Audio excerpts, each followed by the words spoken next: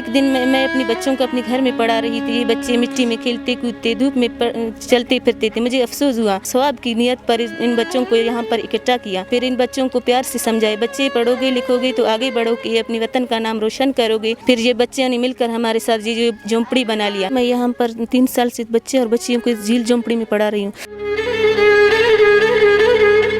गर्मी की मौसम जैसे गुजरे हमें और इन बच्चों को पता है। अभी बारिश का मौसम है, जब बारिश होती है इस झोंपड़ी में बारिश का पानी आता है।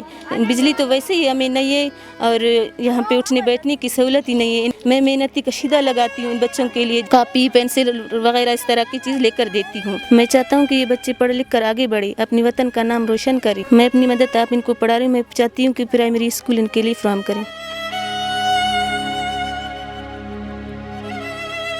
मैं यहाँ से 3 साल में इस झोंपड़े में पढ़ रही है। हमें यहाँ पे कोई सहूलत नहीं, हम यहाँ पे धूप में पढ़ती है, हमें यहाँ पे कोई सहूलत नहीं है। मेरे पास किताब भी नहीं है, कापी भी नहीं है।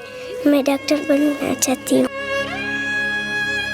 हमारा झोंपड़ी पट गया है, अभी सर्दी है, गर्मी है, धूप लगती है हमें, हम मिट्टी में बैठते हैं, चटाई नहीं है। मैं इस स्कूल में पढ़ना चाहता हूँ, कामयाब होना चाहता हूँ, अपने इलाके में बच्चों को पढ़ाना चाहता हूँ, टीचर बनना चाहता हूँ।